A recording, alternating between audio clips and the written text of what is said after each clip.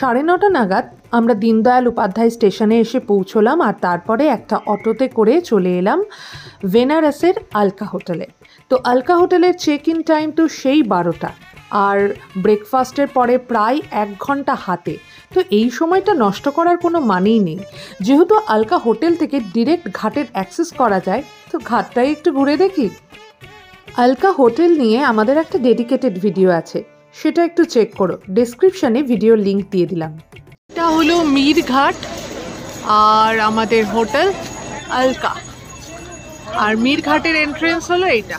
আমরা এখন যাচ্ছি ওই দিকে দশাশ্বমেধ ঘাটের দিকে। Hello everyone, welcome to Bong passionate traveller.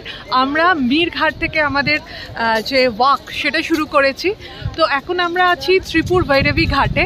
তো তোমাদেরকে আস্তে আস্তে সমস্ত ঘাটগুলো দেখাচ্ছি, চলো।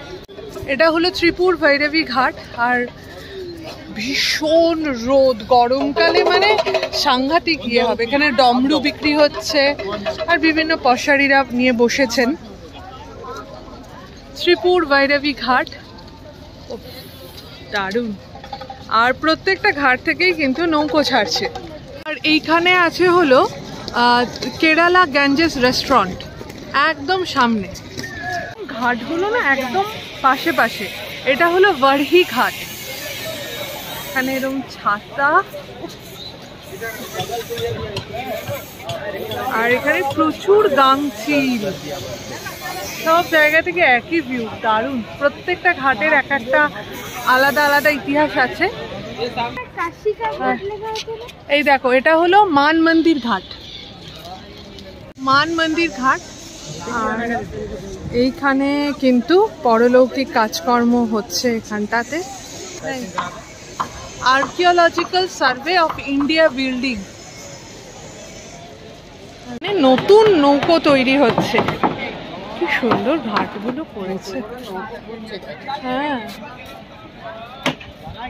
রাজা মানসিংহ, ওনাকে ট্রিবিউট করে এই ঘাটটা মান মন্দির ঘাট। আকবরের যে নবরত্ন সভায় যিনি ছিলেন মান সিং, তাকে এটা উদ্দেশ্য করে। আর এই সুন্দর জিনিসগুলো এখানে বিক্রি হচ্ছে, সমস্ত কিছু একটা খুব ম্যাজেস্টিক লাগছে এখানে, খুব সুন্দর লাগছে। এটা হলো রাজেন্দ্র প্রতাপ ঘাট, রাজেন্দ্র প্রসাদ ঘাট এইটা। আর এখানে লোকজন স্নান করছে, উঠছে, জামা কাপড় শুকোচ্ছে, আর এই ছোটকোগুলো ঘুরে বেড়াচ্ছে। না নেই এখানে। এবার আরেকটা ঘাটে আমরা চলে এলাম। এটা কি ঘাট একবার দেখতে হবে। এইটাই হলো দশাশ্বমেধ ঘাট, আর এইখানেই সন্ধেবেলায় আমরা দেখবো হলো সন্ধ্যারতি। আরে বাহ, সেবানিধ। এইখানেই হলো সন্ধেবেলায় আমরা সন্ধ্যারতি দেখতে পাবো, কিন্তু তখন পুরো ভরে যাবে এই জায়গাটা। দারুণ।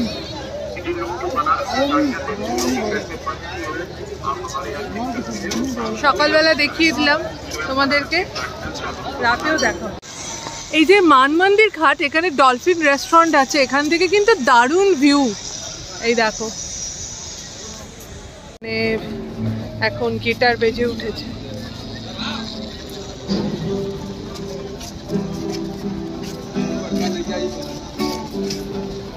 স্বয়ং শিব দাঁড়িয়ে রয়েছে।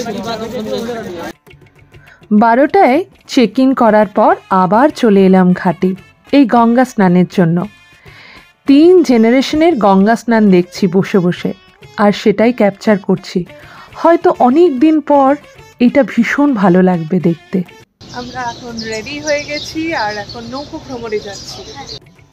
বেনারসে দুভাবে ঘাট ঘোরা যায়, একটা হলো নৌকো করে, আরেকটা হলো পায়ে হেঁটে।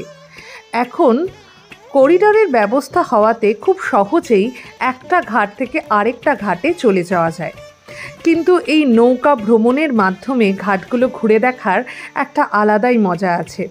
আমরা সকালবেলায় একটা নৌকো ঠিক করে রেখেছিলাম, বুক করিনি, কিন্তু যে কেউ যখন খুশি ঘাটে এসে অন স্পট এই নৌকোগুলো কিন্তু রেন্টে নিতে পারা যায়। আমরা যেমন এই নৌকোটার জন্য রেন্ট করেছিলাম 1200 টাকা, ও আমাদের মীরঘাট থেকে নমঘাট, দেন নমঘাট থেকে মীরঘাট ঘুরিয়ে দশাশ্বমেধ ঘাটে আমাদের নামিয়ে দেবে। এই ছিল ওর সঙ্গে আমাদের এগ্রিমেন্ট।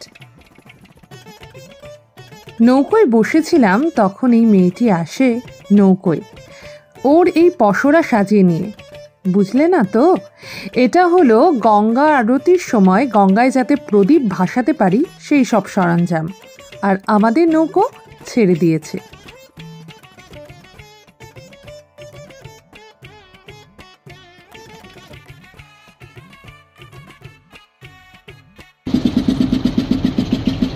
এই হলো মন্দির, মন্দিরের করিডর। আর এইটা হলো, এটা মামা মণিকর্ণিকা ঘাট। এটা এখানে শ্রী রামকৃষ্ণ দেব নাকি স্বয়ং মা কালীকে দেখেছিলেন।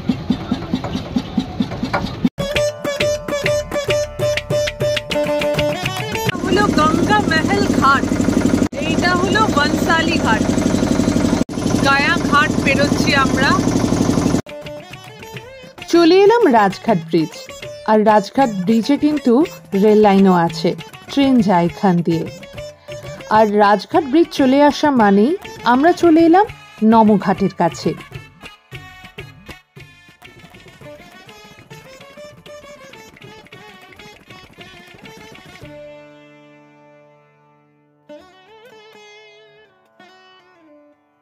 আর বেনারসের দারুণ দারুণ ব্লগ তোমাদের জন্য আসছে, আমাদের সঙ্গে নিশ্চয়ই থেকো আর আমাদেরকে সাপোর্ট করো একটু। এই হলো নমঘাট, এটা হলো নবনির্মিত ঘাট।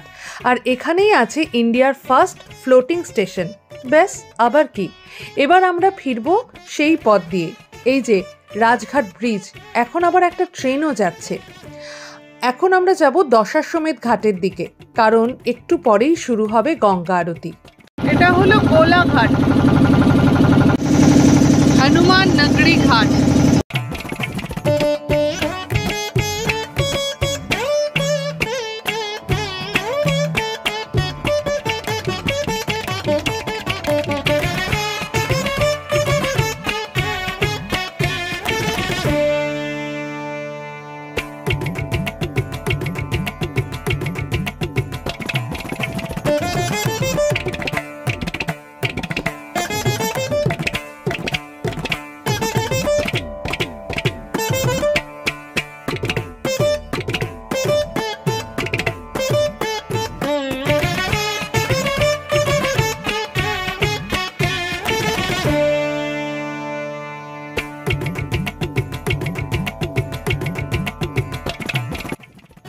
আবার চলে এলাম মণিকর্ণিকা ঘাট। কি সুন্দর এই ঘাটগুলো সাজানো হয়েছে, এমনকি একটা শ্মশানও, সেটাও আলোকসজ্জায় পরিপূর্ণ। বেনারস এমন একটা শহর যেখানে মৃত্যুটাও একটা উৎসব হিসেবেই পালিত হয়। আর এই ঘাটের পাশেই আছে বাবার মন্দির।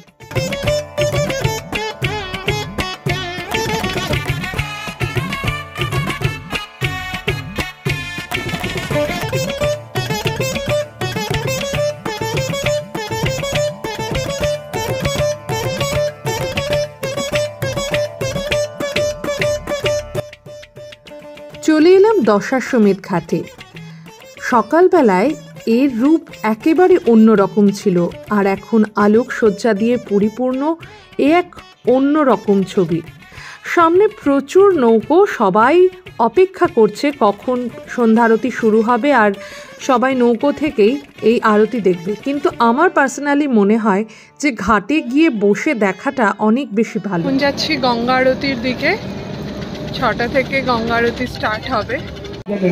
দশাশ্বমেধ ঘাট।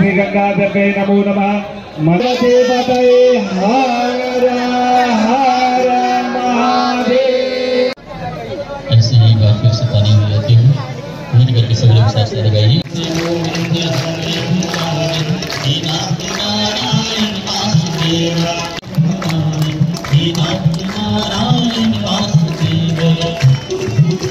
ভালো লাগছে।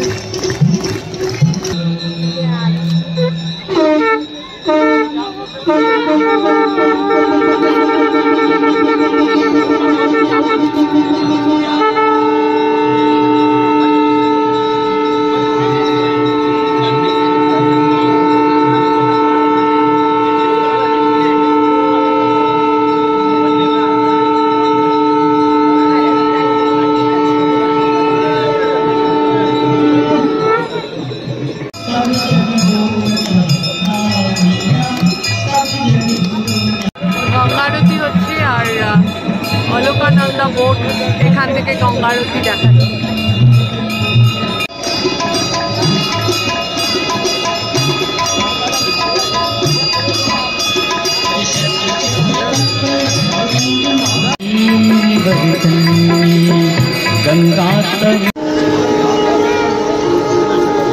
শেষ হলো গঙ্গা আরতি, তো শঙ্খধ্বনির মাধ্যমেই শেষ করা হচ্ছে। দশাশ্বমেধ ঘাটে এতক্ষণ তো আমরা গঙ্গা আরতি দেখলাম। এটা হলো মা গঙ্গা মন্দির, আর পাশে প্রচুর মন্দির আছে। এটা হলো সাবিত্রী দেবী মন্দির।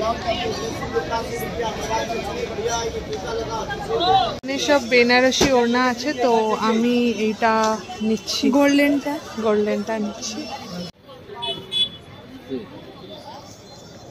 মাফলার নিচ্ছি। ওটার থেকে আমার মনে হয় এটা তোমাকে বেশি ভালো লাগবে, নাহলে সাদা কালোটা দেখতে পারো। সাদা কালোটা একবার দেখো, ওটাও সুন্দর করে দিতে পারবে।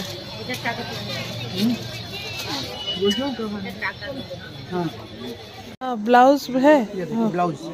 अच्छा ये ब्लाउज है और ये आंचल है, ये आपका साड़ी है। এটাও খুব সুন্দর দেখতে, সুন্দর লাগছে। সন্ধ্যা আরতির পর দশাশ্বমেধ ঘাটের কাছেই যে বাজারটা আছে সেখানে চলে গিয়েছিলাম একটু শপিংয়ের জন্য। ব্যাস, সন্ধেটা দারুণ কাটলো। আমাদের এই ভিডিওটা যদি ভালো লেগে থাকে তাহলে লাইক, কমেন্ট আর শেয়ার করে দিও, আর চ্যানেলে নতুন হলে সাবস্ক্রাইব করে দিও।